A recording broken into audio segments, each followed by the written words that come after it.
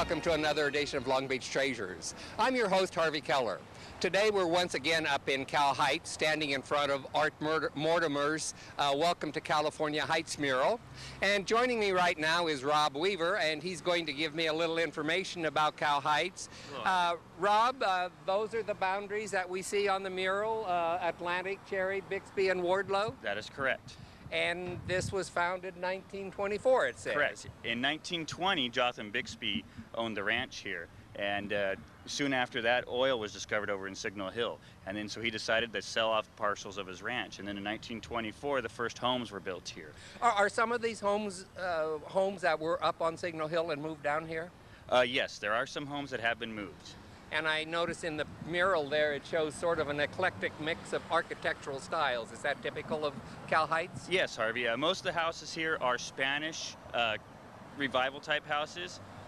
There's also some Tudor revival, California bungalows, and then some post-war neo-traditional houses.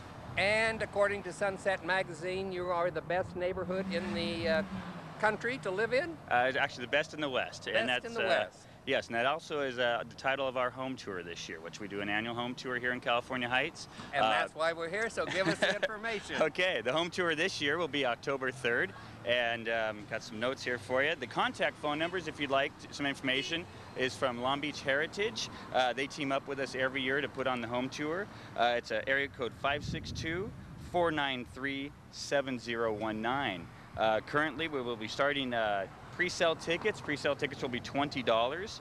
And if you'd like to get a gourmet lunch attached with that, which will be provided by Delius Restaurant, good friends of the neighborhood up here, that will be for $30. And if you'd like to try to get tickets on the day of the tour, they will be $25. But I warn you that most of the time we do sell out. Is there a maximum capacity? Yes, we usually go right around 850 people. And every year, as you said, it's been a tremendous success, and I'm sure it will be again this year. And Rob, I want to thank you for joining me, and we're going to go check out a couple of the homes here in Cal Heights and show the people what they're going to see on Sunday, October 3rd. That is correct. All right. Thanks, Harvey. Guy.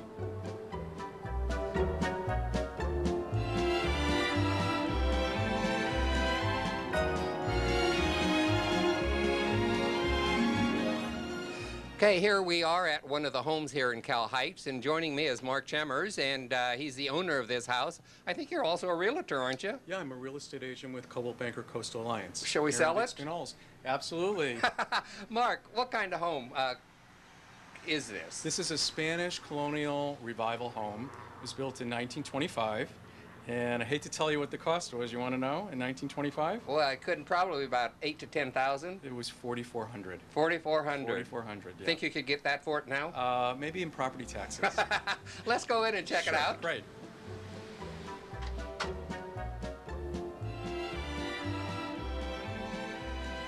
Mark, how big is your house? The main house is 2 bedrooms, 1 bath. And Square footage? Square footage is about 1,100 for the main house. Oh, what a nice front room. Workable fireplace? Yeah, it's a great fireplace. It is workable. The actual fireplace, if you want to look over here, what's on there now is called a Huck stove. And what they did in the days, this was built in like 1970 when they put this in, they would actually have the logs in there, and then there was a fan attached to the fireplace. And then they would be plugged in, and then the air from the fireplace would circulate throughout the whole house. There was no central heating and air conditioning at the time. And they just had wall furnaces, and this was able to just get more heat throughout the whole house. Do you have central air and heat now? Yeah, I updated and put in brand new central heating and air conditioning. So this isn't your main heating element for the home? No, this is just for entertaining, artistic, fun. Actually, if you want, I can open it up. I'll show it to you real quick. Oh, so it really does burn wood? Yes, it does. Oh. It's a great wood-burning fireplace.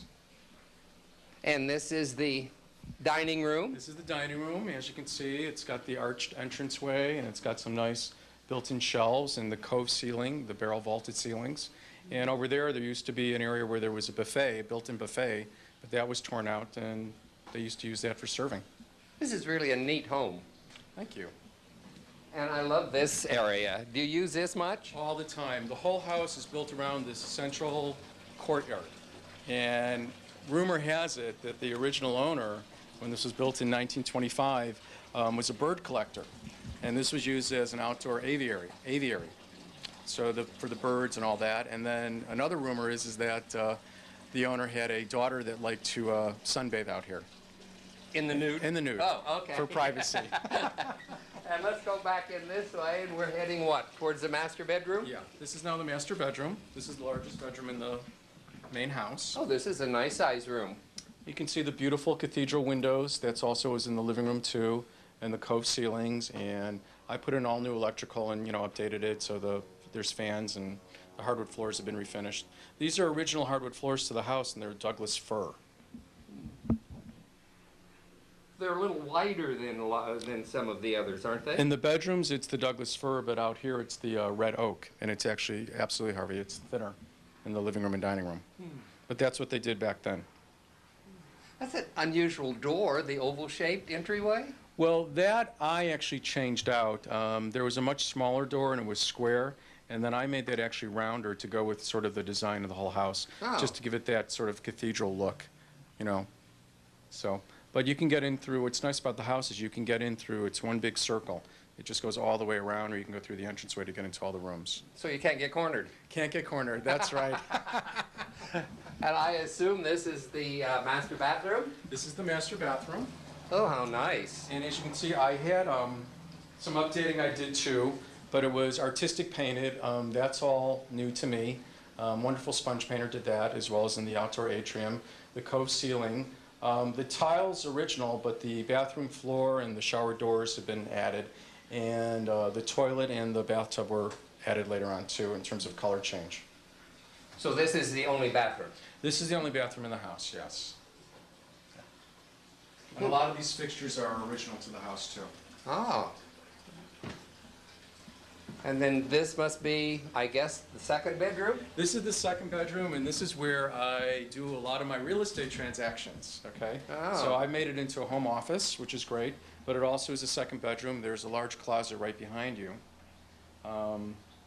And what's nice about it too is I added this French door and these two side lights. There just used to be a window there, which now leads out to the backyard. And it gives you a nice, cool breeze. Nice, cool breeze, yeah. And the sconces are original to the house too. Oh. Are these shades, they're neat? The shades I actually got at the Long Beach Flea Market not so long ago. Yeah, Ah. it's a great place over there at Marine Stadium. Oh, okay. Yeah. And what's nice too is all the rooms look into the central courtyard. Right, oh. And this is the kitchen. This is the lovely kitchen. This is a nice sized kitchen. Nice sized kitchen, yeah. It's actually very functional. It's been updated.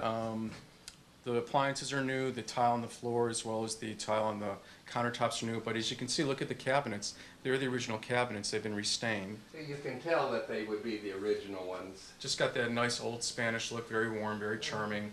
I put in all the electrical and all the the lights, and the color was changed. Let me guess, an ironing board? This used to be the old ironing board, which is now, Harvey, the spice rack. Oh, more utilitarian More than ironing board. Right.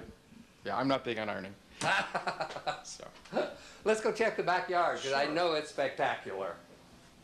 Oh, wow, what nice brickwork you have. Thank you. This was just a tree back here and some old rose bushes, and I completely gutted it about a year ago. And Right. everything you see is brand new. What a great place to entertain. It's wonderful entertaining. It's very relaxing. The fountain's wonderful. I mean, the gas barbecue's great. All these pavers were put in, which is new. The pergola, the deck, everything nice. Oh. So, very comfortable, very nice, very relaxing. I bet you spend a lot of time out here too, don't you? It's what makes actually Cal Heights really so great, because you just enjoy the area, the neighborhood. The backyards are quite large, aren't they? Yeah, this lot size is about 6,400. For this area, it's actually the norm. It's not actually small, but it's not large for the area. A lot of the homes have these size lots. And is this a bonus room, or? This actually is now a bonus room, but it was the original garage. Oh, So it was built at the same time as the original house, and the garage door used to be right here. And one of the owners actually plastered it in, and then I made this into a family room, guest room. this is almost like a little mini apartment. It's like a little mini apartment. It's about 350 square feet. It's got its own heating system, and this bed pulls out, so it's great for guests. But this is my family room. It's where the TV is. It's where I spend a lot of time, and it's really great for when you're entertaining outside. People just come here and hang out. It's very relaxing, very comfortable. And this gets to the media room out of the front room, too. Absolutely. And you're in the back of the house, and it's very private, and it's just actually quite quaint. Wow, this is just really neat. Now, you were on the home tour last year, right? This house was on the home tour last year, and not only was it last year, but it's one of only 2 homes since the home tour's been incepted that it's been on the home tour twice. Several years ago, I was a docent when this house was on the home tour the first time, and it didn't look like this. Looks a little bit better, huh? Oh, the backyard, I know wasn't this spectacular. Yeah. Now, this house has a lot of character and a lot of charm, and I'm very lucky to be the owner of it. And you have a lot of privacy back here, don't you? Tremendous amount of privacy, yeah. For friends, for entertaining, or just by yourself. It's really great. And I've got some very nice neighbors, too. It's actually a very quiet area. It is a very quiet area. I'm surprised how quiet it is. Yeah, it's great. Don't tell anybody. Keep it that way. Okay, I will. Mark, anybody needs a house, they need to come up and check you out, and you'll find them just the right spot up here in Cal Heights. Thank you very much, Harvey. Pleasure talking with you. You love it up here? Love it up here. It's a great place to live. Mark, thanks. Thanks, Harvey. And let's go check out another house, so don't go away, because we'll be right back with more Long Beach Treasures.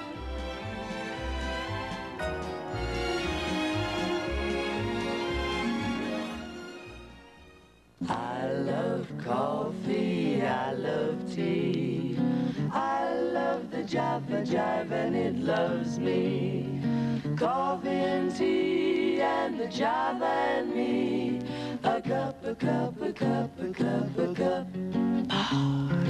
Coffee and tea and the Java and me, yeah. A cup, a cup, a cup, a cup.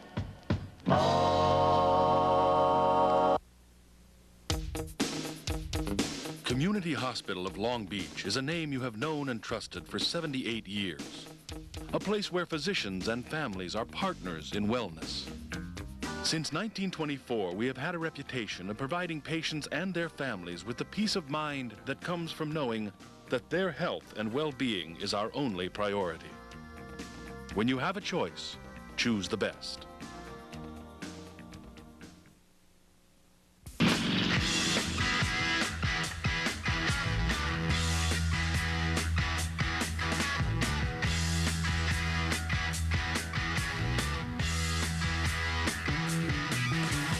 Get your motor running. Head out on the highway, looking for adventure. Born to be wild. Smooth Sports Grill. Wherever you're sitting inside, you can see at least 5 screens. So whatever your interest is, wherever you're sitting, you're going to be seeing what you want. Like the TV monitors, the food is great. I like the menu. It is the place on Pine Avenue. It is, in fact, it is my home away from home. You got everything from surfing to, baseball and even, international soccer. Upscale, very, very nice. Very sexy. It's really nice to be here. Yeah, baby. Welcome to the El Dorado Park Golf Course, where golf pros like me hang out.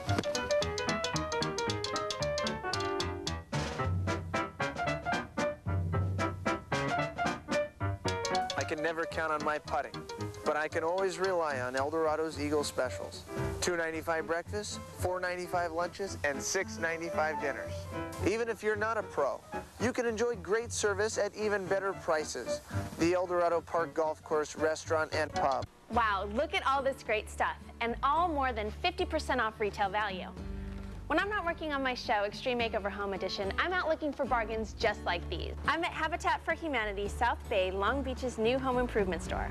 Profits from this store will help build safe, decent, and affordable homes in partnership with people right here in our own community. So come visit the store. You can donate your own items, improve your home, and help someone else's life at the same time. That's what I call giving to the extreme. Hello and welcome back to Long Beach Treasures. Here we are at another beautiful home here in Cal Heights, and joining me now is Diane Anglin, and this is her home. Diane, thanks for joining us. Sure, no problem. And your home is what style? It's a Spanish style in California Heights, and it was built in 1936. it wasn't moved, it was actually built. Yeah, it was built here. We have the original plans. Do you know how much it cost when it was originally built? I don't, Oh, actually. the last house we were in, I think it was $4,400. Oh, geez, so probably something along those lines. Okay, let's go in and check it out. Alrighty. Okay. Oh, this is a beautiful front room. Is this original? Yeah, this is the original living room on the plans. There used to be a door to the left there, but previous owner put in a window. But these are the original beams, and we just painted them with glaze. Gosh, the walls are in great condition, aren't they? Yeah, throughout most of the house, the walls are in really good condition. We had to do a little bit of patching, and that was about it. I'm surprised there's not a real fireplace. We were too, actually, and it's on the original plans, but I guess they cut that out at the last minute to save money. Do you know how many square footage this house has? 1,300. 1,300. Mm-hmm. And it's 2 bedrooms, 1 bath? No, 3 bedrooms. Oh, you have 3 bedrooms? Mm-hmm. Oh, okay. And this is the dining room. Mm-hmm. And oh, I love this ceiling. How'd you do that? well, the cove ceilings in this room are original, and when we came, we decided to put up that crown molding and the chair molding, and then did a glaze effect, and that. Did you paint that yourself? Yeah, me and my husband, we did Oh, I think that looks absolutely spectacular. just to try to accent the set-in ceiling. And you get a nice cross breeze in here too, don't you? Yeah, with these open doors. Sets us up to go out to the patio. This is one bath? 1 bath. 1 bath? And this is the bathroom in here? It's right over here. Oh. Now this must have had some work done to it. Yeah, this one we pretty much gutted and took out a wall that used to be there and opened it up a little bit and put in all the new tile work. Tile work looks really nice. Thanks, it was not that easy. Did you put it in yourself? Well, my husband did most of it. You guys are handy. I wished I could make things come out as well as this did. Yeah, it was Beautiful floor too. it was our first try, so we felt pretty happy about it. Well, now you can go on to bigger and better things. Yeah, with another bathroom, that's what we need. And this is the arch doorway original? I think so. I think all the archways in the house are original, and the door was there. We just gussied it up a little bit, did some painting effects on it. I like the curvature of the door. It Yeah, and just it- sort of gives it a little, It hides our your door chimes. door chimes, Oh. which I think are original. Not And sure. this is the kitchen? Mm-hmm. Now, this has been remodeled, obviously. Yeah, we just redid the tile and repainted the cabinets. You use your breakfast nook more than the dining room? We don't actually, but it is nice, bright, with all the windows. It's a pretty bright, nice place to sit.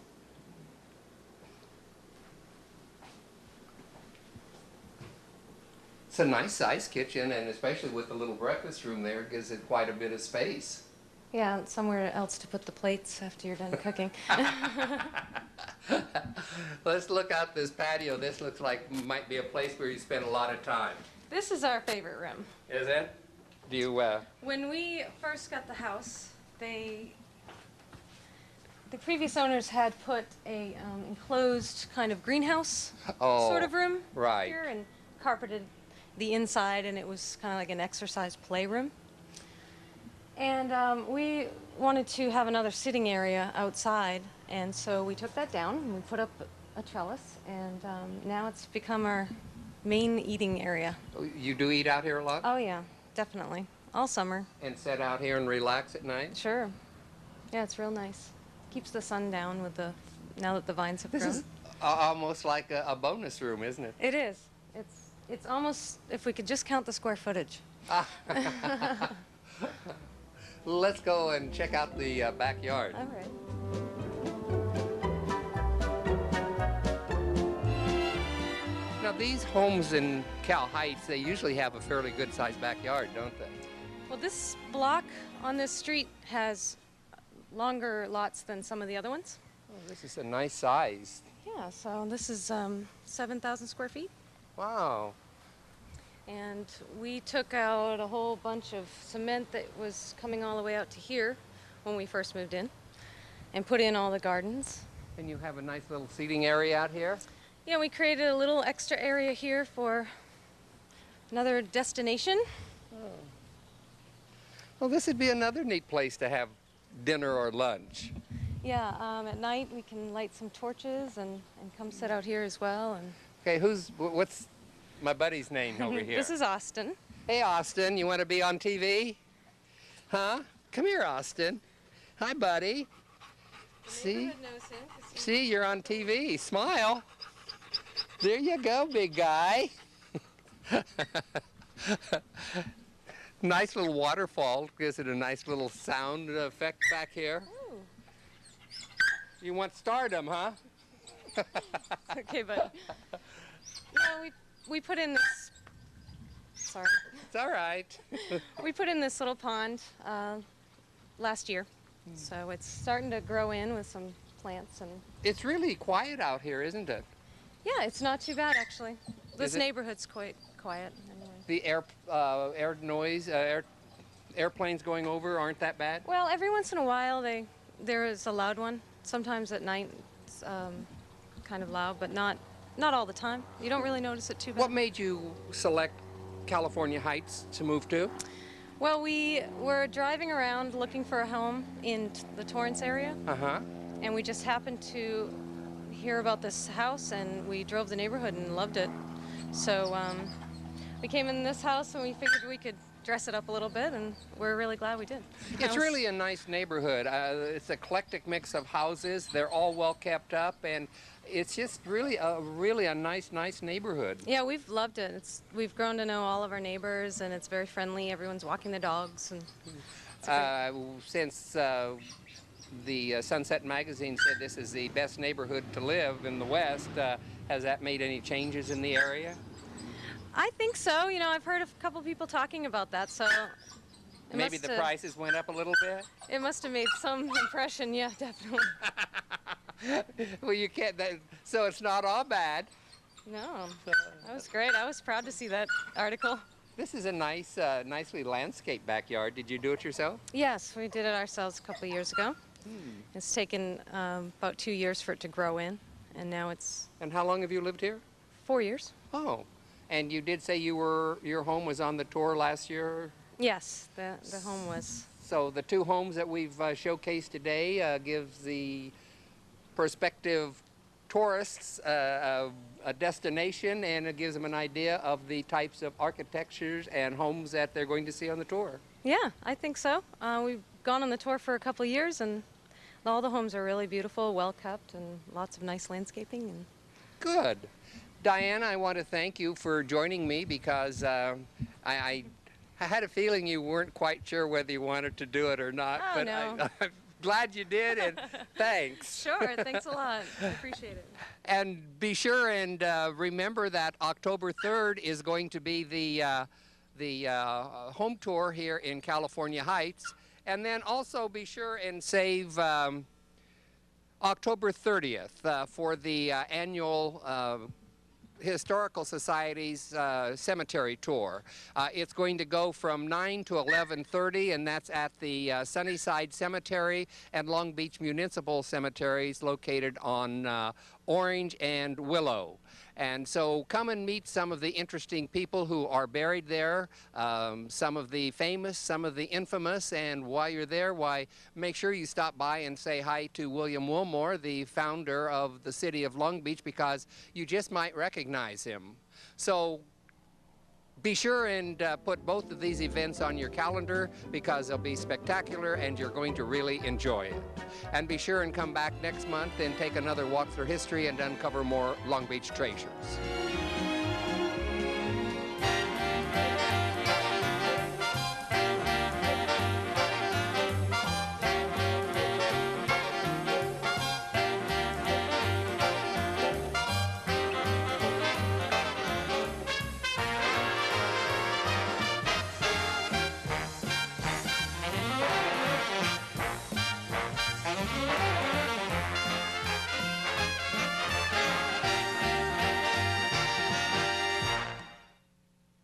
wonder when the city...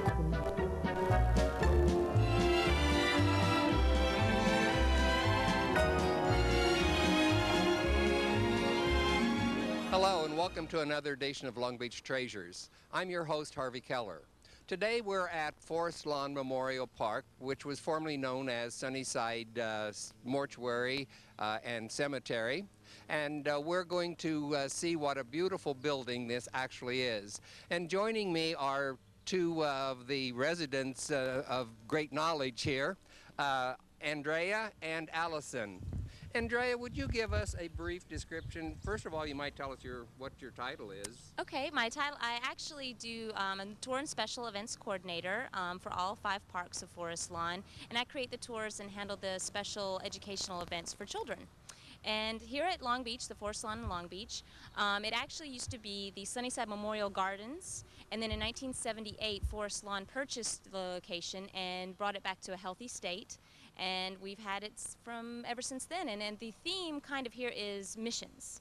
So all of the buildings are done in mission style and Spanish architecture, Spanish Renaissance architecture.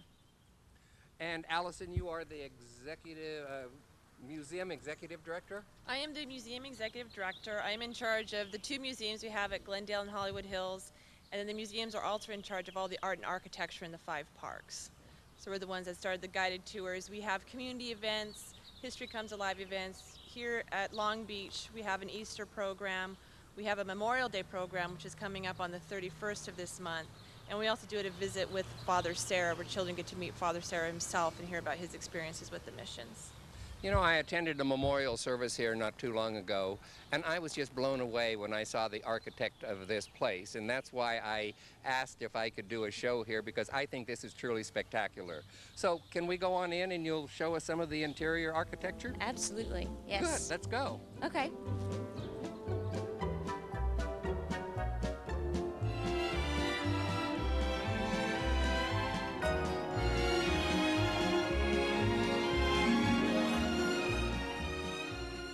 Okay, now we're in the main body of the mausoleum.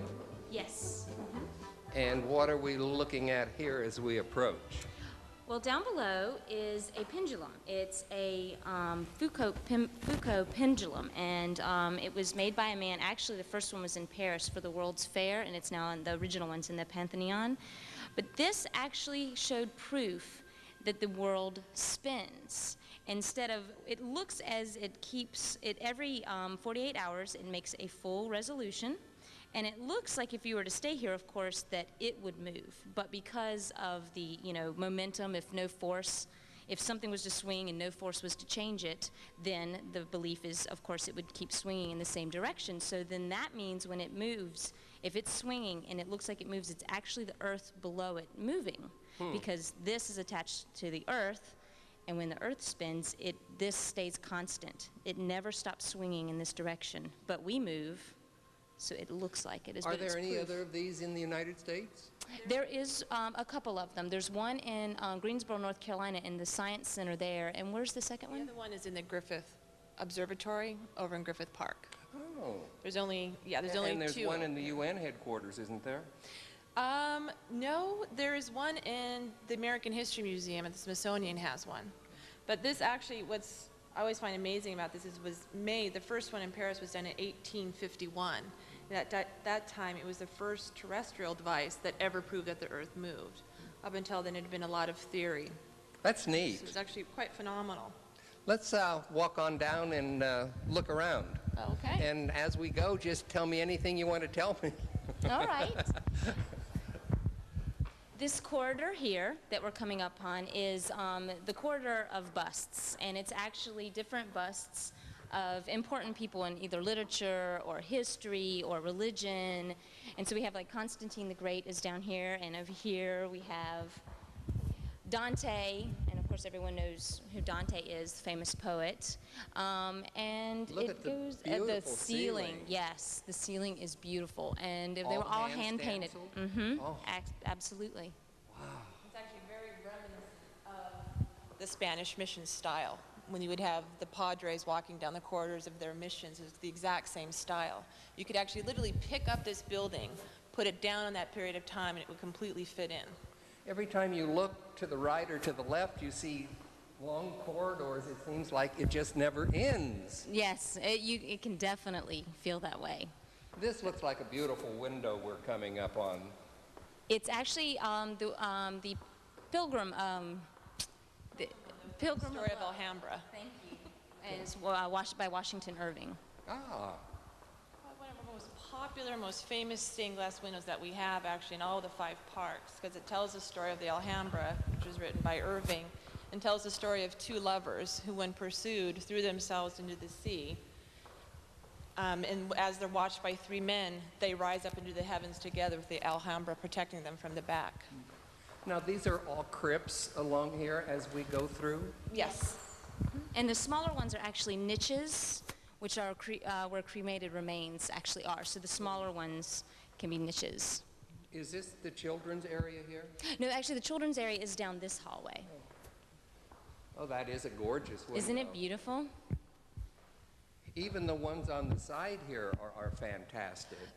We're very lucky with the stained glass that we have. Are All these our stained glass original? is beautiful. Yes, they were made for Forest Lawn. Some were purchased, but a lot were made for Forest Lawn, but some were purchased. It varies throughout the mausoleum. And then again, just looking down the hallway there, it just seems like it never ends. Absolutely, absolutely. It's very well done. The original idea came from Camposanto to put a people above ground, and it's Camposanto in Italy, and that's where people placed art inside of it and decided to put people.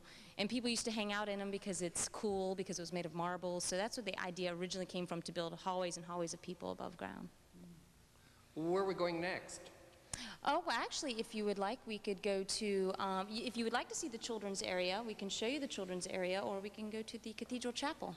We do both. Let's do both. Good idea. Let's go down and see the children's area first.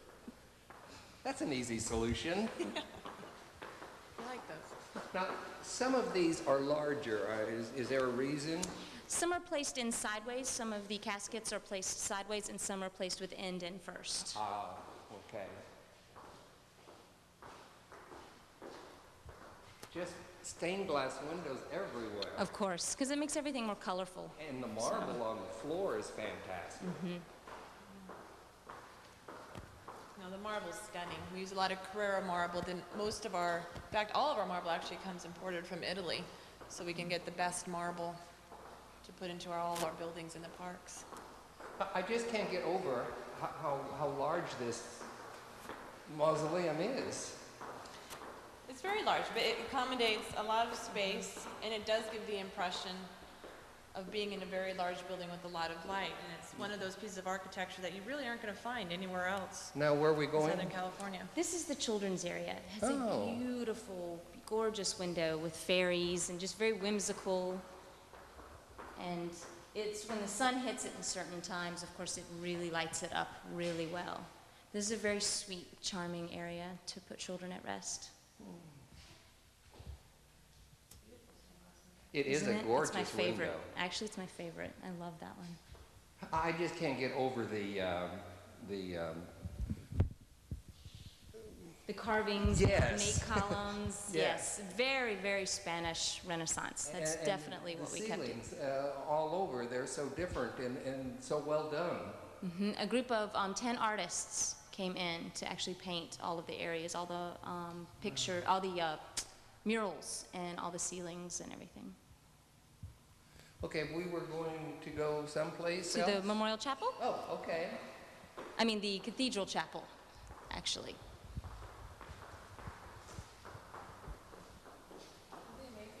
Oh, I know. I can't get over looking. I'm probably going to trip over myself because you just can't help but to look. Right. And Allison is absolutely right with all the hallways, of course, in every direction. Anytime the sun rises or sets, I mean, it brings in light from every direction, north, south, east, west, so it really does lighten it up.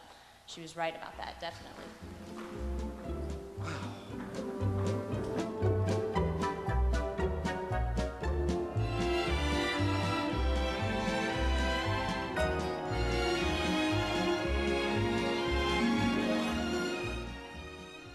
Everybody knows My Mailboxes, etc. is the best place to pack and ship. But Brown said, let's take it to the next level. We're becoming the UPS store with new low rates direct from UPS and the same great people to help with packing, copying, and mailbox services. New sign, new shirt. The shorts will be here soon. New low rates, same great service. Call 1-800-PICK-UPS.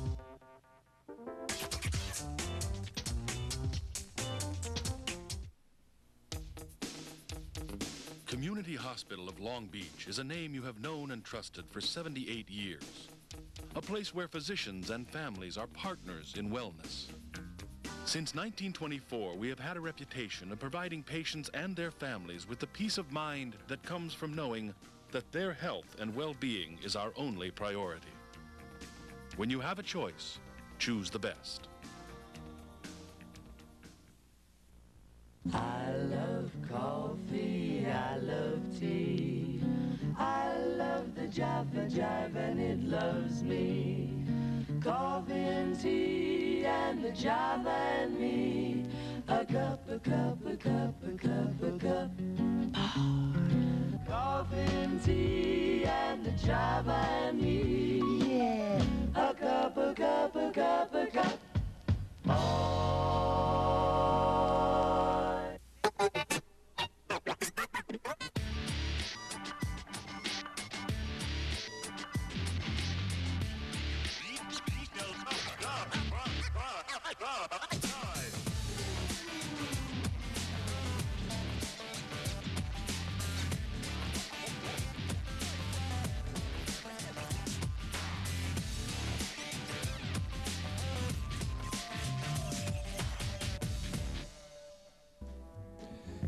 Okay, now we're going to come into what kind of an area? These are called niches. And in these areas, these are where cremated remains are put. There's a choice of course, being behind glass with a vase or some kind of book. Sometimes they look like books, sometimes they look like vases, or you can be put actually inside the wall.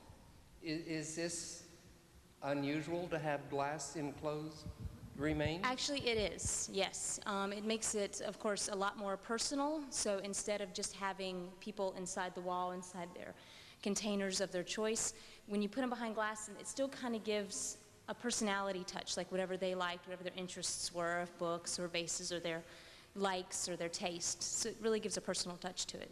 And once again, there's really a beautiful ornate ceiling in this little area. Yes, it's gorgeous. And around all the edges, there are names of gods or Greek mythology figures around all the statue from Diane. And she actually was, she didn't wed, but she had a child with Zeus. She's immortal that had a child with Zeus. And her name's Diane. Hi, Diane. Now we're going down to the chapel? Yes, the cathedral chapel.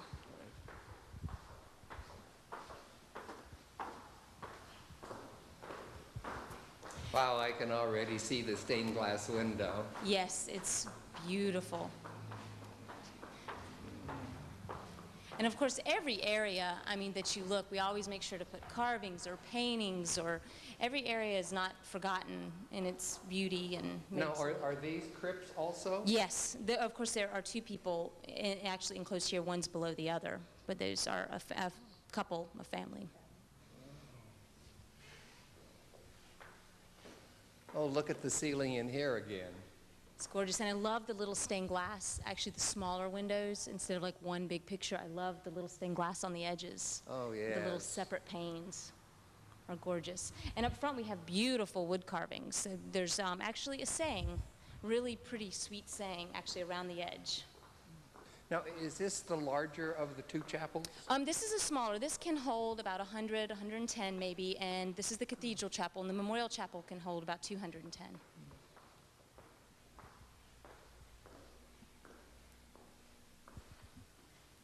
This is all hand-carved in wood? This is, yes. And of course, it says, hope, like the claiming capers, light adorns and cheers our way. And actually, now I can't read that. And what is it? I thought it said stills. As darker grows, the night emits a brighter ray. It's a very sweet saying, just keeping positive and But trying to beautiful. carve that out is a work of art. It really is. I love what it says, though. It's very beautiful.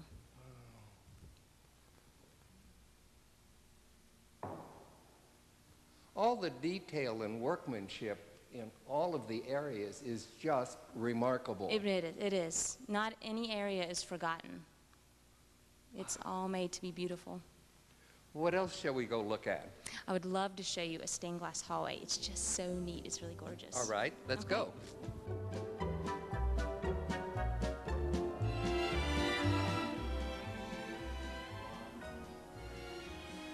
Even the stairs are a work of art.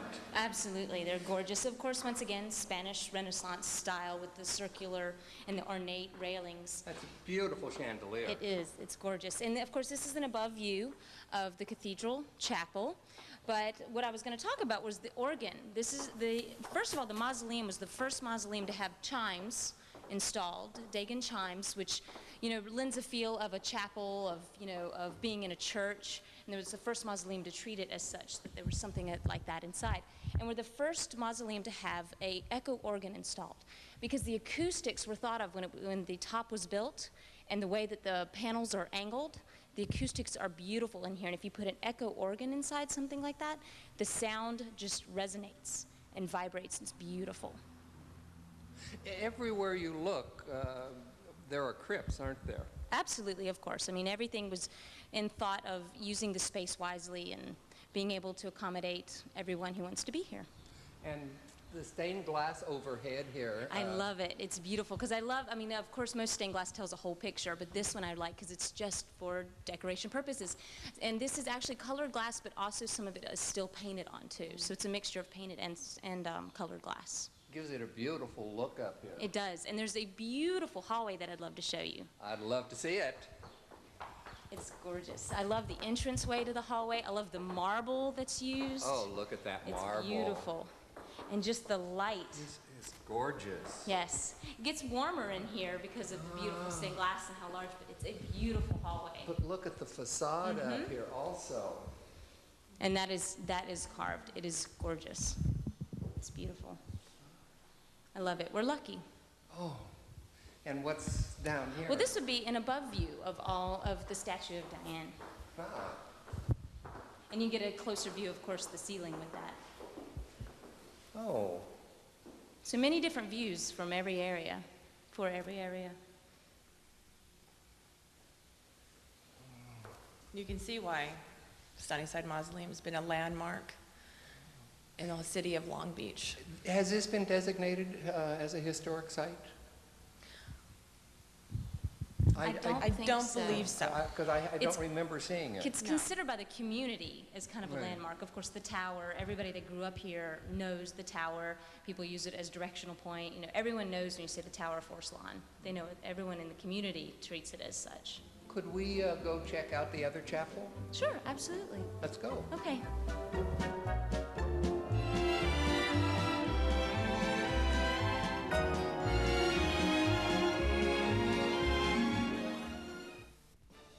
I'm Randy Gordon, President and CEO of the Long Beach Area Chamber of Commerce, and I'm host of a show called Strictly Business. As the name implies, the show is all about business. I'll be interviewing small business entrepreneurs and CEOs of very large companies in the Long Beach area, talking about the challenges they have in doing business here in Long Beach. Join us for the show on Mondays and Thursdays at 7 p.m. here on Charter Channel 3.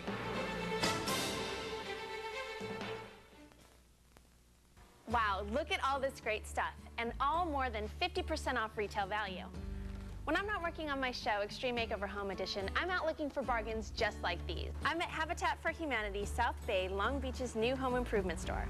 Profits from this store will help build safe, decent, and affordable homes in partnership with people right here in our own community. So come visit the store. You can donate your own items, improve your home, and help someone else's life at the same time.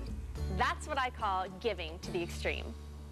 Do you have a senior loved one in your family that needs long-term care at home or a nursing home? Are you worried that you'll have to sell the house because the care is so costly? The California Elder Law Center helps your loved one get the quality care they deserve and not go broke doing it. Call toll-free 1-888-500-6700. The California Elder Law Center helps families develop care plans for staying at home and getting the help they need. The California Elder Law Center is prepared to help you. Call now 1-888-500-6700. I love my kids. We do everything together. We've had some great times. It's painful to think that these memories could be lost. That's why I save all my home movies to Panasonic DVD. That way I know they're safe for up to 75 years.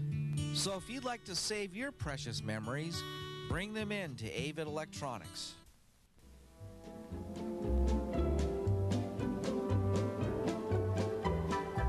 Now, on our way to the chapel, you said this is a columbarium?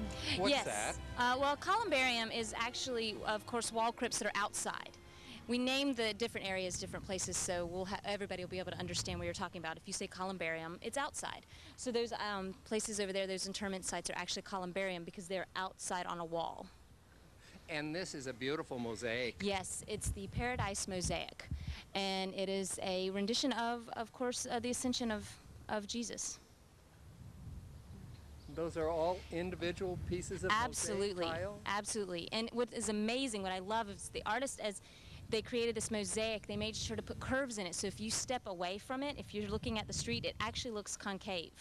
Huh. And then when you get up, I was surprised the first time I came up to it. I'm like, wow, I thought it was concave, but the artist did such an excellent job that it actually from far away looks concave. I wonder how long it took to create that.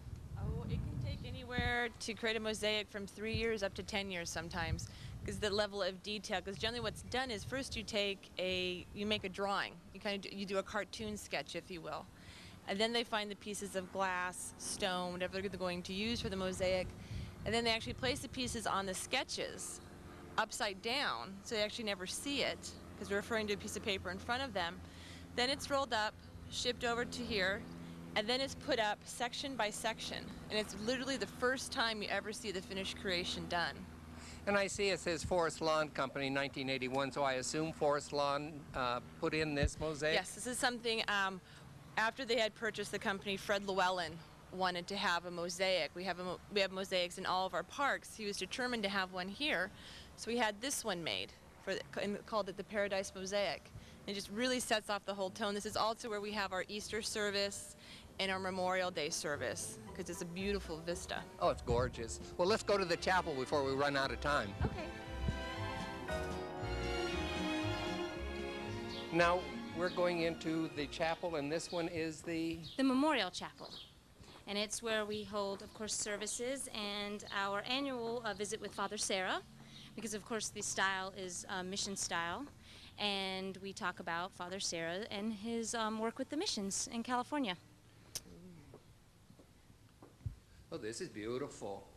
It is, of course, absolutely beautiful. We have beautiful stained glass in here. The windows along the side actually start with the history of Father Sarah and the history of California.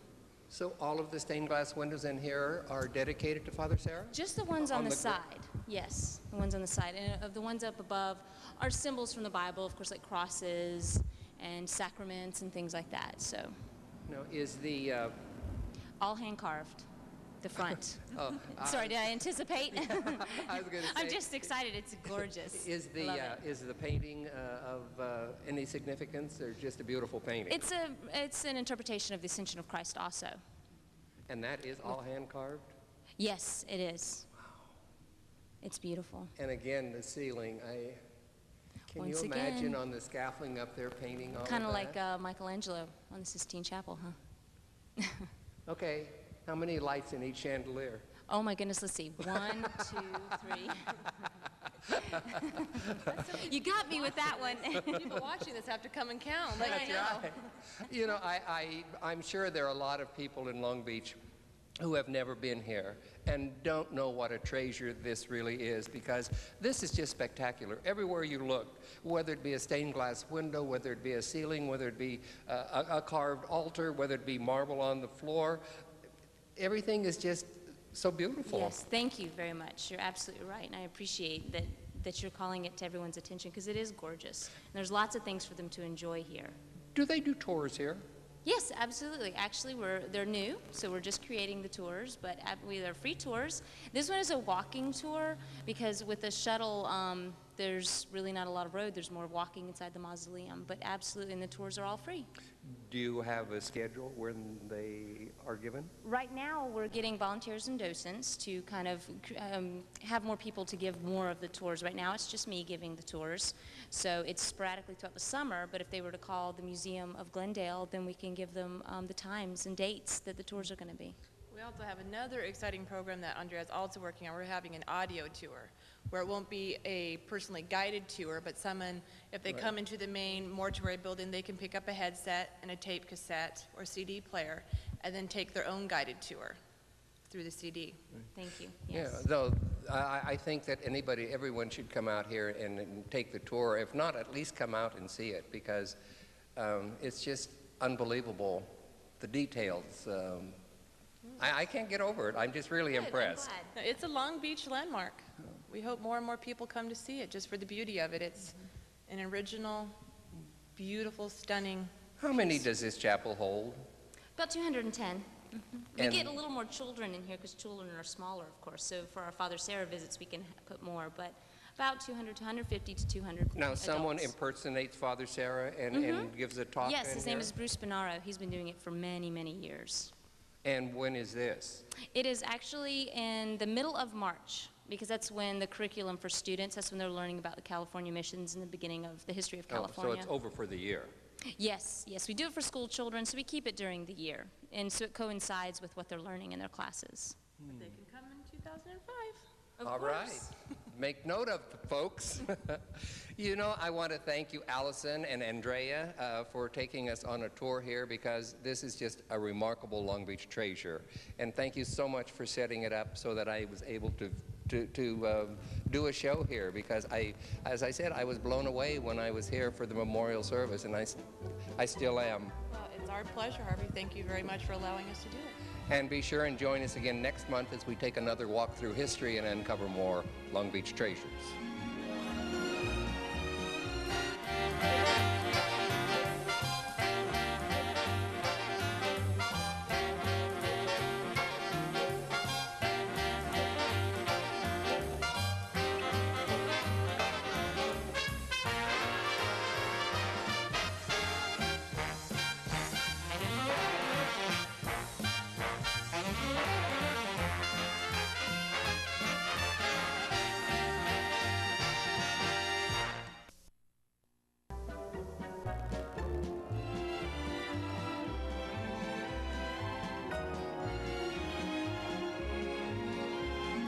Hello, and welcome to another edition of Long Beach Treasure. I'm your host, Harvey Keller.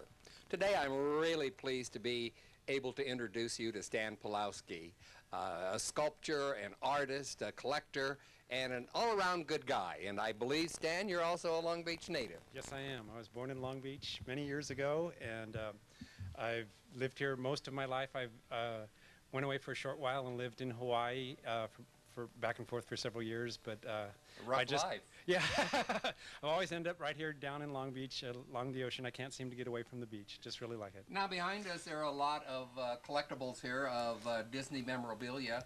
Do you, or did you, were you associated with Disney in any way? Yes, I was associated with Disney. Years ago, I did Mickey's 50th birthday sculpture for the Bowers Museum, and I did several editions of, limited editions of sterling silver sculptures and some cold cast porcelain figures for them back in the early 90s. Now, are these original? The pieces that I have that are behind us are cartoon character memorabilia, some of it going back to the turn of the century, actually before Mickey, the Popeyes and Betty Boops and Rose O'Neal Kewpies, but a lot of this is Disney three-dimensional objects that I preferred to collect because being a sculptor myself, were made back in the 40s and through the 50s. There's also some of the toys here, like the projector that was made in the 30s.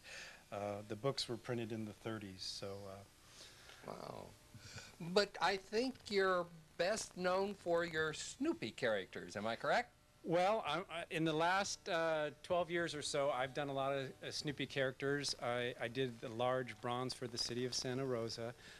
Let's walk over here and look at some of them. All right. You mentioned the Bauer Museum. Is that the one in Santa Ana? Yes, it is. You know, I had never heard of the Bauer Museum until I did a tour at the Rancho the other day for docents from the Bauer, and now in the last 2 days, I've heard of it 4 times. Well, that's amazing.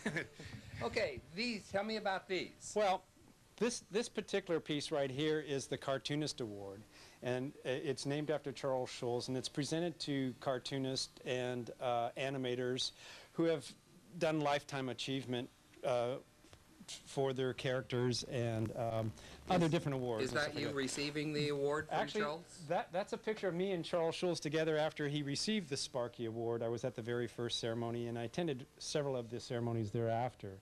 The piece next to it here is the retired bronze, which I did as a limited edition. This was originally planned to be for Charles Schulz's 50th year sculpture, which I have always ended up doing quite a few different sculptures for Disney and other places for the 50th year.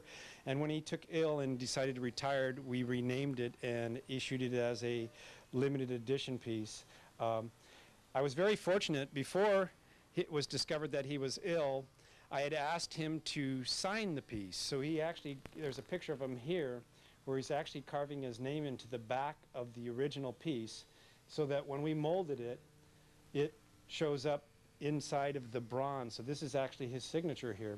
I also had done 12 of the different characters. It's really hard to see intricately. How can you do such small, intricate details in your sculpture? Well, I was actually trained as a jeweler more so. I have a lot of jewelry in my background. I used to do a lot of manufacturing for Van Cleef & Arpels, so I always did very intricate stuff, and I more or less kind of evolved this into my sculpture, doing really, really high detail work.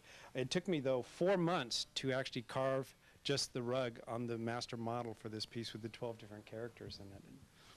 Before we move over to look at the other statues over there, let me point some of these out. These are some of the original cartoon cells? Yes, these are original animation drawings and cells. Some of the stuff here is with the Mickey there in the middle on the broom. That's, I believe, from Barnyard Symphony era, I should say. And I believe that's about when he first came out, about 1929. Now, to simplify it, if they wanted to move this, they would have several of those, and it's sort of like flipping the paper. Exactly. They would actually shoot it separately, though, and that's what it is. One frame per, not per second. A lot of them would be 32 frames per second or more, depending on the studio, but you get the basic same thing as the film is run then through the projector to give the movement. And these would be shot against a background, which a lot of times there would be hundreds of cells set against one single background. So in collecting these, you want to not only find the cells, you want to find it with the background piece behind it that's the matching background for that scene. This really isn't a showroom, it's a museum, isn't it? Originally, years ago, this was a showroom, and now it's the shipping area and museum for people that come. There's a lot of people that will come here worldwide. We have a lot of people visit here from Hong Kong and Japan that come here, and they just love to come here and spend quite a lot of time in just this room. I see some other bronze sculptures of Schulz's characters here. These are all yours? These are the 5 new designs that I've just recently finished, which are the scuba diver, the astronaut, the patriot, the magician pulling Woodstock out of a hat with bunny ears, and of course the well-known flying ace, Snoopy holding onto the propeller. This is a limited edition. We're doing a very small edition of these that is just coming out, and I'm just trying to gear up for this Christmas to get enough of these done so that we don't sell out right before then. You know, again, I just can't believe the minute detail you're able to get on your sculptures. Craig Schulz, Charles Schulz's son, really liked this one in particular, and the reason he liked it so well was that you could see actually the screws on the actual little flintlock and actually on the trigger guard. And most people, even though they may never even notice it or turn the sculpture over, I actually put the screws on the end of the rifle like it would be there for the butt plate. And in addition, if you look at the buttons, you'll actually see there's actually holes where the thread would be going through. What are these small little sculptures? This was an edition I did many years ago. It was a limited edition of sterling silver sculptures. We sold those as sets with etched glass scenes behind them.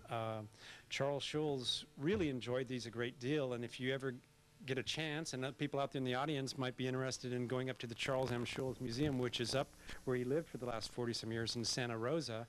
They actually took his office out of his studio the way it was and moved it over there, including the paneling, the drapes, and everything. And since he really enjoyed these sculptures, he had these in his bookcase and on his desk. You'll actually see that he kept these set in his office. So I was really thrilled when he wrote me years ago and said that he really liked these that well. Now, how do you market your products? I'm not very good at marketing. We actually have a collectors club that actually does a lot of the, I say, advertising for me in a way, because they're always writing articles about me and inquiring with me and then taking pictures and putting it up on their website. I'm not a very good marketer. I'm more the artist type, even though I try to be a businessman. And then again, the Japanese and the people from China have been over here, and I've had different groups that will purchase them and market them through their catalogs. So I've really been kind of fortunate because I've never really went and pursued it the way I really should. Locally, we've had, or here domestically in the United States, I've had several different places out of Colorado write up special little booklets and stuff and send them out, but this is all kind of fallen into my lap. So. The behind you, is this a wax sculpture of that you do before you do the bronze sculpture? Exactly. Well, normally I do a wax sculpture, but this is actually foam with steel armature and then clay applied over it. By the way, this was commissioned by the city of Santa Rosa? This is the original for the one that was commissioned for the one for the city of Santa Rosa, which is in Depot Park, Railroad Square. And I also created a special railing that's an octagon that has 8 different bronze scenes showing different characters and different scenes that were very famous done by Schulz. One that most people don't realize that Schulz had actually coined the phrase security blanket. So I had to have Linus there holding onto the security blanket, and several other things, of course, the Flying Ace, which was really popular in the 60s, still popular to this day, but really became very famous in the 60s. Did you say Schulz's nickname was Sparky? Correct.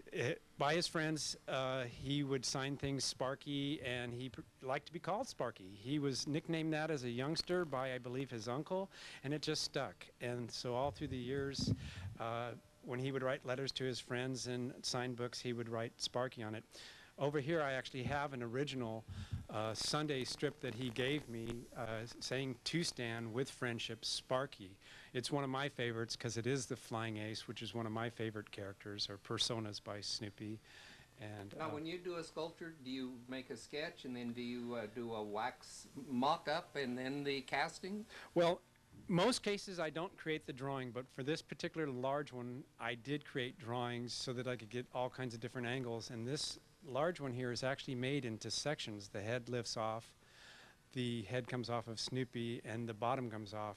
And it had to be made into several different pieces because it was going to be so heavy. I believe that we estimated the head was going to weigh about 600 or 700 pounds alone just for Charlie Brown. Is this the actual size? This is the actual size. A mold was made off of this, and then in order to create it into bronze, we had to create a wax and then clean it all up.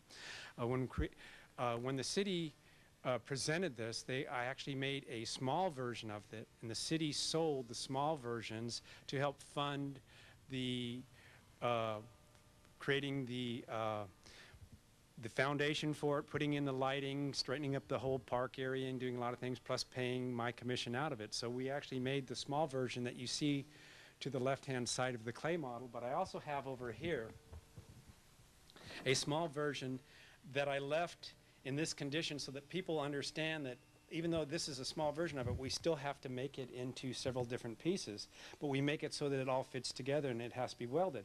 When it's first taken out of the shell, which these are shell cast, it is very rough, and there's all kinds of spots where we would actually acted as heat vents and or sprues and gating to the piece to cast. But this has to fit up right to the back of Snoopy's head, and then this is welded along here and put together. But the whole entire piece will be completely sanded. This is just the starting of the sanding, and I wanted to leave this at different stages to show people.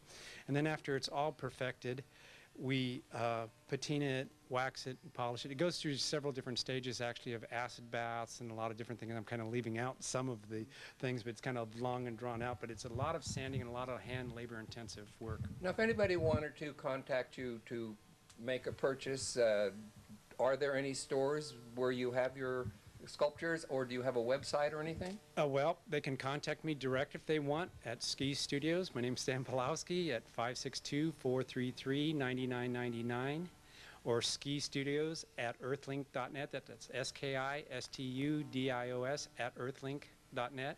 Or like the retired bronze is sold out at Knott's Berry Farm. It's sold at the Snoopy's Gift Gallery in Santa Rosa. The newest edition is only sold directly through me at this time because we're just trying to get enough out right now. But they're also sold, you can also go on to websites, the Peanuts Collector Club, and locate a lot of different things and stuff like that. Now, will you be creating more new characters in the future? Oh, yes, yes. I have plans that'll probably keep me busy for the rest of my life.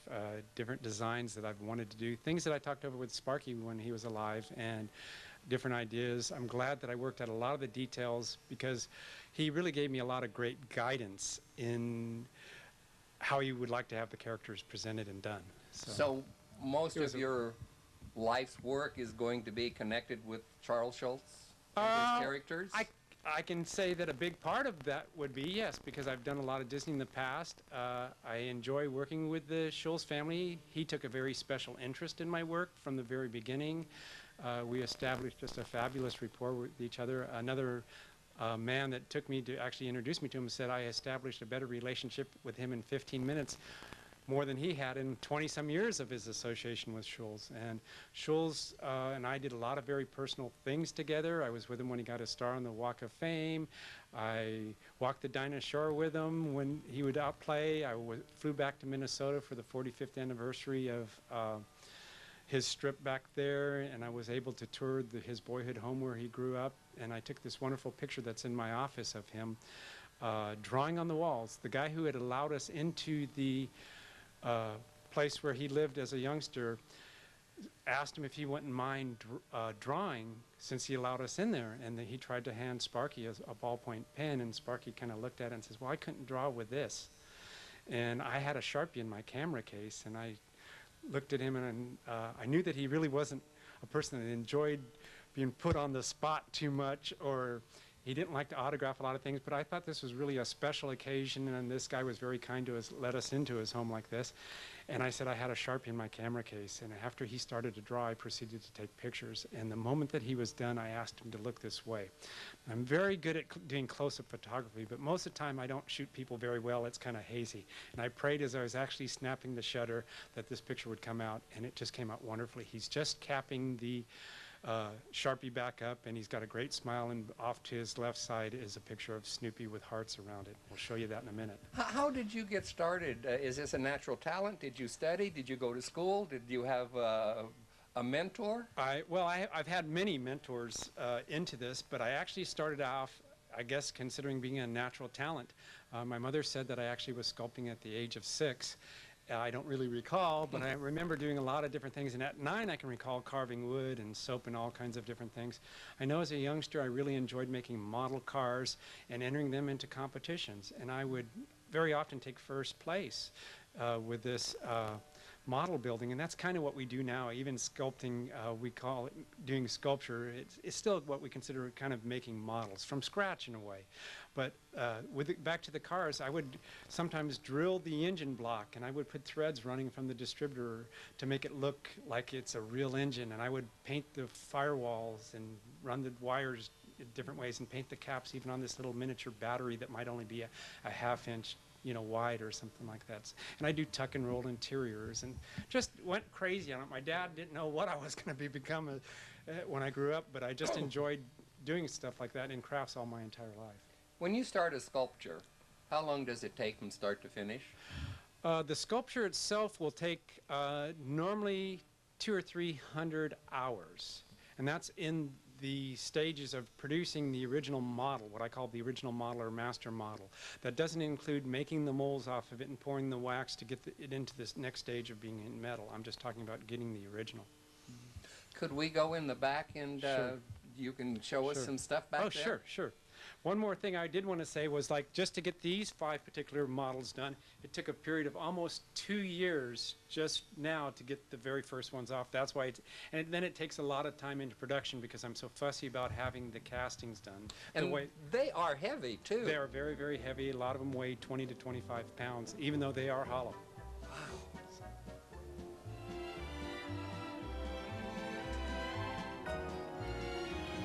Oh, wow, here's another tremendous room. Well, this is the office. This here is the picture that I was just speaking of. Oh, uh-huh. And I took the Sharpie, and I actually put a piece of tape on it, and I keep it on my desk as a memento forever of this particular occasion. How did you meet him? I was doing a lot of work for Disney at the time, and a licensee of Charles Schulz's had heard of my work and had asked me if I'd be interested in going up and meeting him. Well, of course I would. Most people don't realize that as a youngster, about the time after I quit building these model cars and my daughter was first born, I would buy a bag of clay, and I'd go home on the weekends, and I would, on a Friday night, start sculpting. And I didn't have really any tools at that time, nothing fancy, and I would very often, this was the type of clay that would dry, so I would have to put it inside my oven with a bowl of water and cover it up with plastic so that I could get a few hours sleep and then get up a little bit later and keep working on it, and I'd work on it all weekend long. And at that time I was doing Snoopy sculptures. I enjoyed doing those because my daughter loved Snoopy. She was just a little baby, but she could recognize Snoopy. And I just thought that it was just one of the most fantastic cartoon character ever created, and he had so many different personas. So, and my cousin really loved Snoopy stuff, so I made a lot of clay sculptures and gave them to him. I wish we had some of those examples to this day. You know, I look around, you know? and I wish we had a lot of time, because every time I look, there's something else I want to. Now, this is a second sculpture that's up in Santa Rosa. Yes, I made an example of it for bronze just to keep here in my office. Excuse all the boxes that are around it. We're in shipping right now. But yeah, this is the exact same size as the one there, except for the other one up there set up onto the base and has the railing around it, and all the lighting added to it, which makes a great difference at nighttime in seeing the piece. All of the pictures of these, I recognize a lot of famous people there. Yes, a lot of these are people that have created a lot of the cartoon characters and received the Sparky Award that I designed, or nicknamed the Sparky, the Charles M. Schulz Award. Over here we have Chuck Jones, who created Wile E. Coyote and the Roadrunner, and worked on all the Bugs Bunny films, and very famous for all his Warner Brother characters, receiving the Sparky Award. Over here we have John Lasseter, who's got the new movie The Incredibles out, who's done Toy Stories, Bugs Life, Pixar Pictures. Over here we have Carl Barks, very famous for Scrooge McDuck, Huey, Dewey, and Louie, did all the cartoon strips for many, many years. Is that the Hulk back there?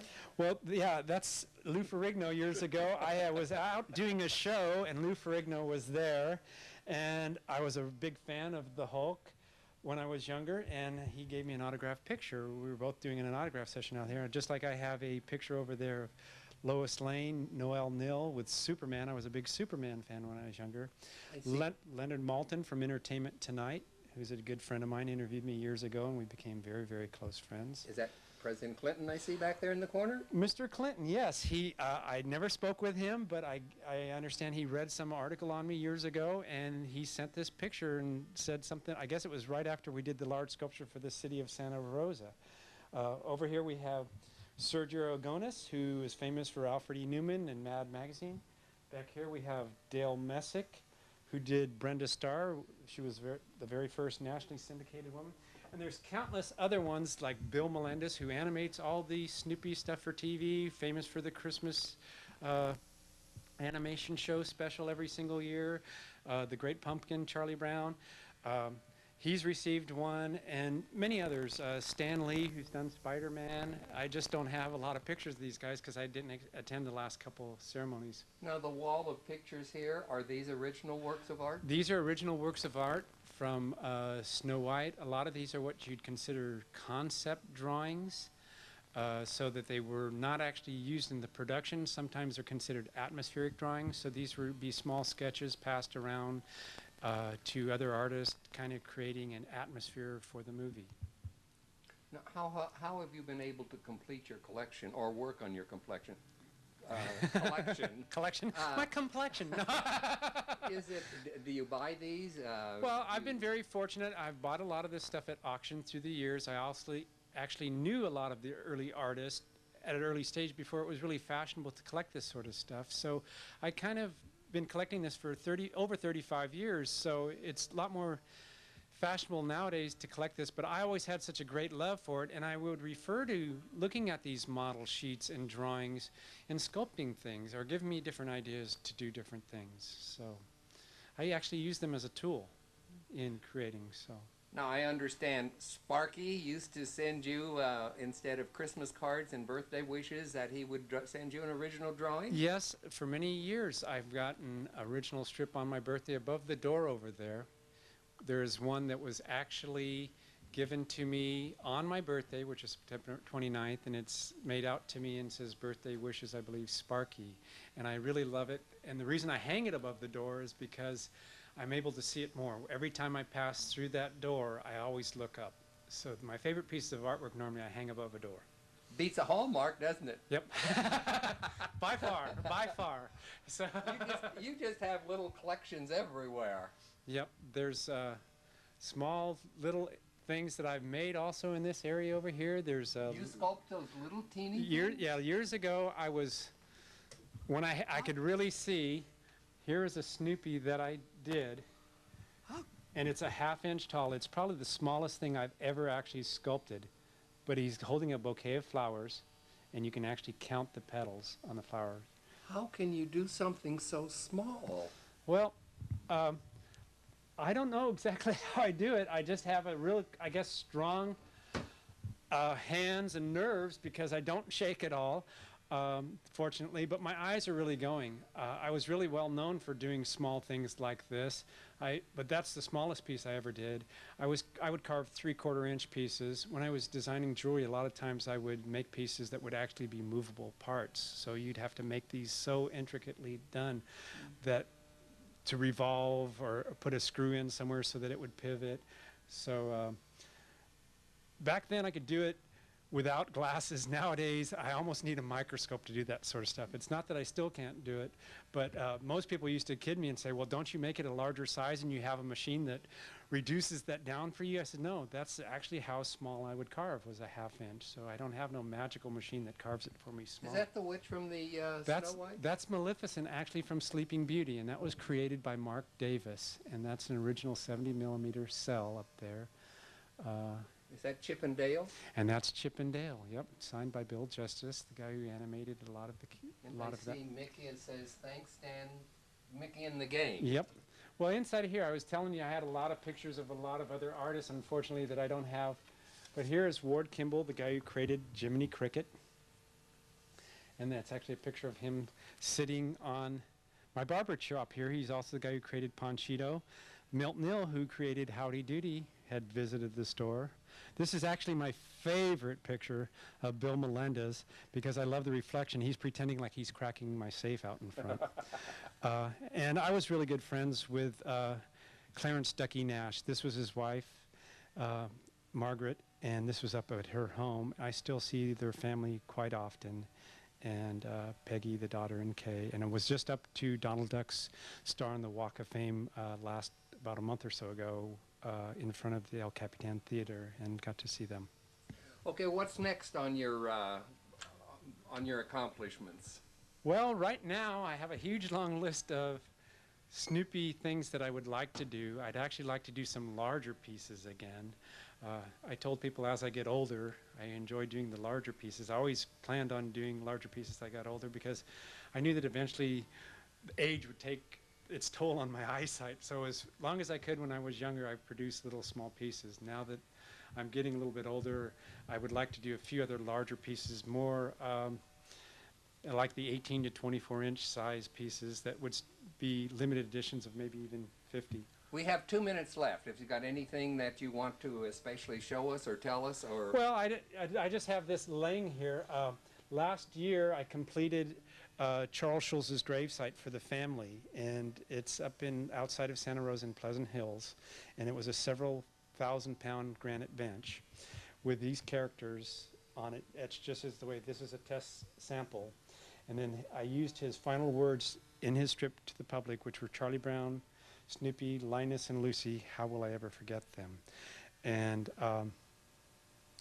I just think that, you know, from all the people that have wrote me about that I just show you that little piece there that I keep as a memento, remind me of him. So this is a bench up there? This is part of a bench. This is the actual artwork that was placed upon the bench. And also over here, what I do is, Charles Schulz wrote me a lot of letters through the year and really commented on how much he liked my artwork, and I keep those letters there sealed in a Ziploc bag now to keep any moisture or fingerprints from getting on it. But we have a couple of them framed in the section over there. Stan, the half hour has flown by, and I know we could talk for a lot longer and see a lot more, but thanks so much for letting me come and visit you, because welcome. I've been wanting to do this ever since I read an article in the Press Telegram about you. Thank you. And that's our show, and thanks for watching, and come back and join us again next month as we take another walk through history and uncover more Long Beach treasures.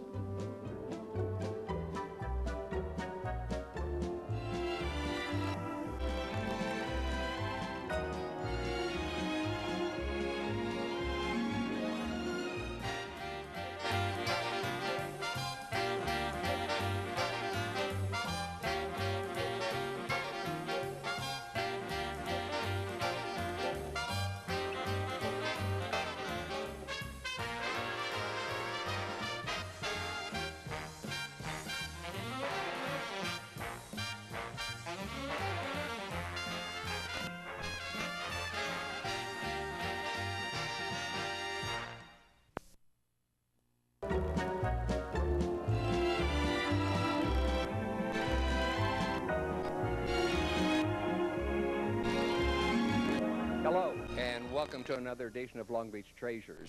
I'm your host, Harvey Keller. Today we're going to be talking with a renowned artist, Dior Vargas, and he is a master in the art of batik. Welcome. Thank you. Tell me, my high school education of batik was in the art classes when they used to do cloth, and they would put removable wax on the part that they didn't want to dye, and that was batik. But you're far light years ahead of that process. Very much so. We do, well, the batik on fabric is with wax, but batik on rice paper is not wax. Now, what is rice paper? Rice paper is a Japanese ancient technique of the old scribbles of Japan. And I started in Japan when I was young and beautiful, but now I'm doing the paintings that it's very rare. There were 3 people in the world that could do it. 1 man, 1 woman in Japan, and I was the 3rd one. Since then, since 1967,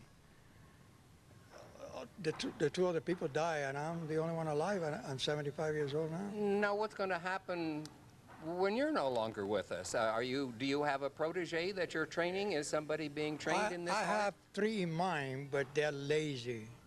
I need somebody who likes to work in art. Now, how did you get started in this?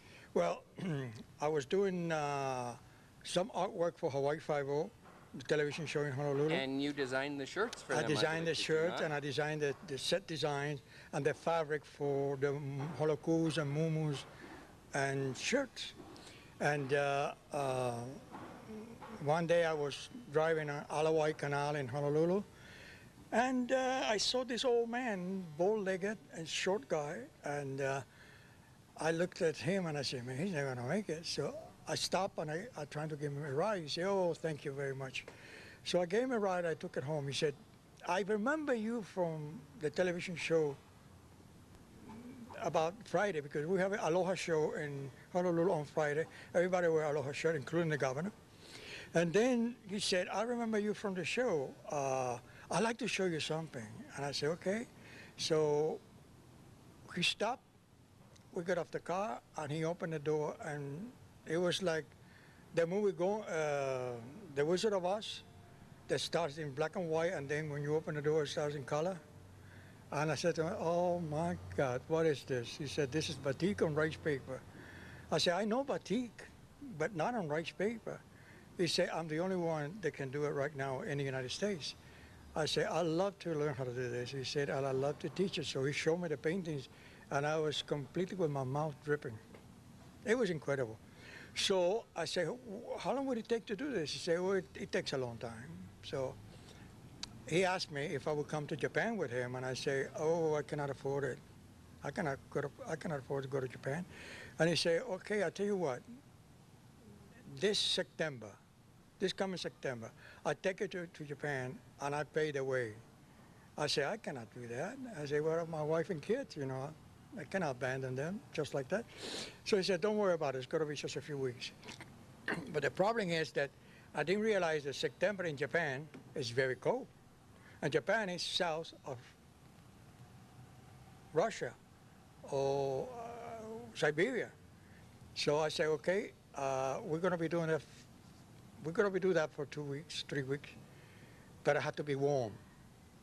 But I didn't realize Japan was so cold in the winter, so I was shivering, just like a little kid. And I told him, I said, you know, I can't take this. So he said, okay, next time we'll come over. We'll come in the summer. I said, is it the next time? He said, yes. This is very, very tedious work. So when I learned how to do it, I knew it was tedious. I realized it was very tedious. So this is the only formal training you had was by Mr. Nakamura? No, I went to school in Miami. I went to school in Spain about art. But for this process? The batik itself, yes. It was the first time. But I picked it up like this because I loved it. Now, evidently, you didn't start in batik. What was the media? I did batik before, but I did it on fabric with wax. But this is all together. It's like spelling backwards. And I believe you said that you do not use paint? No, I don't use paints. I use dyes from the Philippines. And that's the only place you from can get? From different places of the Philippines. That's the only dye that would take the acid that I put into the painting. You know what that reminds me of is the Indians when they used to use berries and natural elements to do their dye work. Just about basically the same thing. So it's with acid. And now you've done some phenomenal things. I know right now you're working on a 1974 Rolls-Royce that you're going to batik? Yes. No, it's already batik. They have to put the lacquer on. Oh. They're doing the lacquer now. And I'd like to show you that. Well, we will go see it. Maybe not today, but I do want to see it. Now, how long did it take you to batik the car? Oh, well, since I'm an old man and I suffer from arthritis, and I had a prostate operation, I had to go very slow. But it took me about 8 months. Let's step over here a minute, and so we can show these paintings and explain the 3 paintings here for me. Well, this is a copy of one of my teachers, Takeo Nakamura painting, that I did in order to show him that I could do this type of work according to what he said to me. And it worked he told me, he said, it's almost 100%, but it's still 95. I said, you get better as you go along, and I did. because this is a different painting than that. This is a painting that looks like it's done on rice paper fabric. And this one, it looks like it's marble. It's like a cloud on the background. This painting is a Cecil Palace Hotel copy of the statue at the entrance of Cecil Palace Hotel. Oh, in Las Vegas? In Las Vegas. And this one is a painting that I saw a photograph of, I think it was one of the old magazines, the National Geographic? National Geographic magazine. I saw a guy, this is in Peru. I saw a guy taking pictures of these ladies and this man. So I was behind him taking a picture of the painting, of the people also. And I took that copy and I made a painting out of it. Because I love the pose that they had. This is native people of Peru, like the indigenous of Peru, the Indians. And they wear the same thing they wear every day. So I figure, what a painting this is going to be. Now, you know, when I go up and I touch one of these paintings, it doesn't feel like a painting. It feels more like a photograph. It's like the painting is from a photograph. I do paintings from photograph because if I put you on the sun right now and I do a sketch out of you, the sun moves. So the shadows in your face move, so I cannot do it. Besides, I'm too old to do that anyway.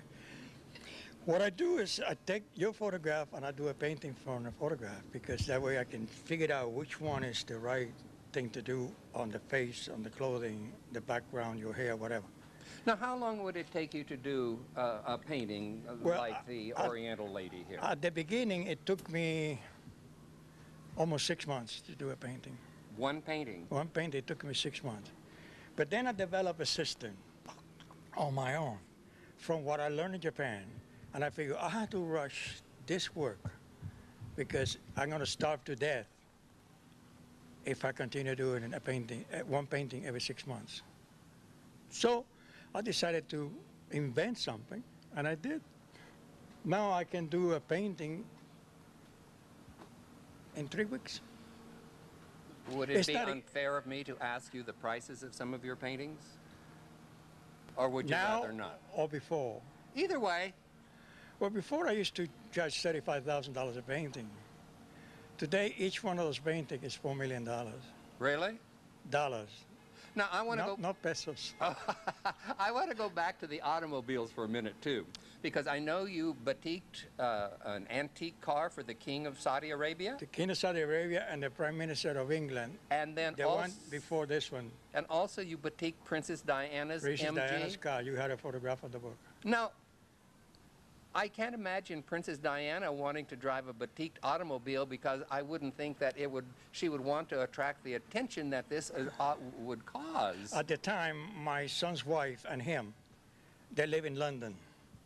And they made friends with Lady Ashley. Lady Ashley is a good friend of Princess Diana, a very close friend of Princess Diana when she was alive.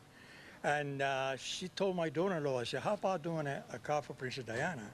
She has an MG that she probably don't use anymore. And why don't you, your father batik that? So I said, okay, if it's for Princess Diana, that would be fantastic. So I did the car. The only problem is that the director of whatever she was doing at the time told me, you cannot put your name on the car. So I did put my name on the car, but on reverse. Now, how did you know it was Princess Diana? Because I met her. I said, Your Highness, what color would you like? The sample that I have inside, he already took a picture of. It's the original sample that I showed Princess Diana. She said, okay, that's the way I want the car, and I did it that way. The only thing is that it came out better in her car than the sample that I did for her. Now, I know you have a lot of celebrities who are collectors of yours. I believe Cher, Sean Connery, the Sultan of Brunei, the Emperor of Japan, and the list goes on and on and on and on. That's when I was not charging too much money for the painting. How did you get such an international reputation? My daughter-in-law is a lawyer, and my son married to her. And every time she traveled or they traveled, they took me with them. So I met them through my son and my daughter-in-law. And I understand you've made many, many trips around the world? About 33. And you've had shows in most of the major cities around the world? Yeah, I had shows in Monaco, I had shows in Paris. As a matter of fact, one of the photographs in the book shows you the first prize I won in Paris in 1989 when the Berlin Wall came down. And I was there in Paris at the time. Now, are you still batiking, or are you retired, semi-retired? I am retired, but there's a big deal coming up. They're going to produce a lot of money, but I'm old and beautiful, and I'm very tired. So I don't know if I'll be able to go back to work unless they pay me my price. If they pay me my price, okay. If they don't, go to Kmart. Do you think Kmart can afford to sell some of these I don't think so, but at least they can go to Kmart instead of coming to me. Well, what's your nationality? I'm Cuban. Born in Cuba? No, born in Hawaii, raised in Cuba and Spain. This is why I met so many people. As a matter of fact, you know, my daughter-in-law talked to the king of Spain about me, and he showed him my book, another book she has like the one I have here. And he said, I would love to have this guy working for us here in Spain. And I said to my daughter, I said, tell the king of Spain, where's the money? See, you could be a Spanish national treasure as well as a Long Beach treasure. That's right, that's right. And Long Beach is a perfect place to do this kind of work because it's isolated from everybody. That's why all the movies, they say is in Los Angeles, but it's actually Long Beach. Now, you haven't lived in Long Beach very long. 7 years altogether. And before Since that? 1997, I live in Miami. And before that, I live in Europe and Hawaii.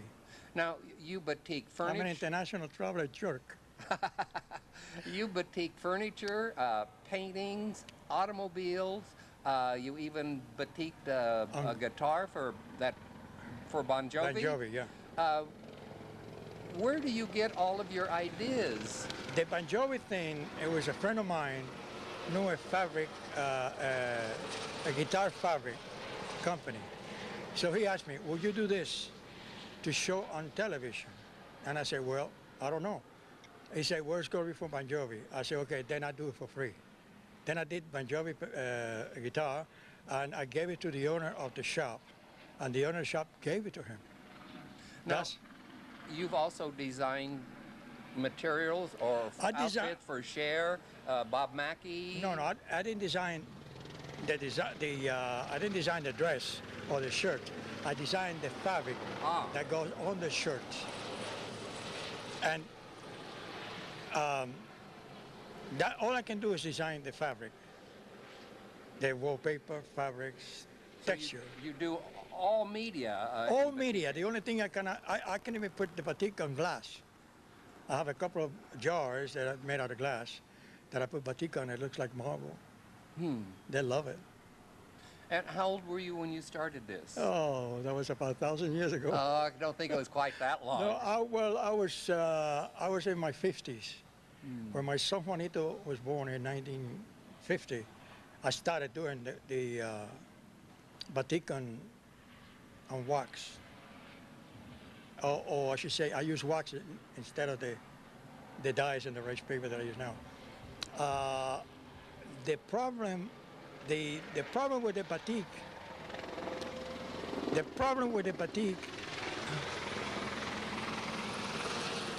it's not a problem, it's difficult. Batik and rice paper is the most difficult thing I've ever done in my life. And I've been an artist all my life since I was a little kid. Is rice paper expensive? Not if you order. I had to go to Japan and get the rice paper because the pulp that goes into the rice paper, the natural one in Japan is, I cannot use it. I have to use a more soft and flexible rice paper. Now because if it's too thick, it doesn't take the dye. It seems obvious, but it may not be. Is rice paper made out of rice? Yes, of course. Oh. Well, the thing on this is, I have designed the rice paper to be done in Japan by the people I taught them how to do it, because not that I know how to do it, but every time they show me a sample, it was too thick or too thin or too soft or too hard. And when we finally got it right, the people that I do business with in Japan, they'll learn how to do it my way. And I say, you have to sign me a paper that you will not reveal anybody how you do this paper. Now, batik is not something new. It evidently has been around for... batik is thousands of years old. So it's centuries older than old. you and I together. Oh, okay. Oh, I don't know about that. So it's the same process has been for centuries? Many centuries. As a matter of fact, according to what I know about this batik, Takeo Nakamura told me, this is from the 16th century, that the old Japan. And they use the same process that you use now? They use the same process I use now. The only thing that I embellish a little bit because I couldn't wait for a painting to be done for 6 months. Yeah. So I figured, well, I have to find a way to do it. So I developed a system, I developed an asset that I can do it probably better than what they do now, but it's still basically the same thing. The only thing I can do it faster now. Do you possibly have a website, or if somebody wants to contact you, Well, how would they go about it? Well, I don't have a website now, but if you look for Dio Vargas and push down search, you see all the people in the world, all over the world, that have my work, and they're selling my work. You know, I went on the internet last night and I did that, and I could only find one painting, and it was the geisha. The geisha. But you have to go and look for, what is the name of that company? Yahoo. Oh. In Yahoo you can find all the whole shebang. I know we're filming here at Lion. You have to read. After you find the painting, you have to read how many places in the world has my painting. I think it's about 450. I know we're filming here at Lions on 4th and on 4th Street here. Can they contact you here? Yes, they can. They can contact me at 240 4th Street. 4th Street, on the corner of Elms. Okay. That's Lions framing and... Paintings and framing and supplies and so forth. Okay.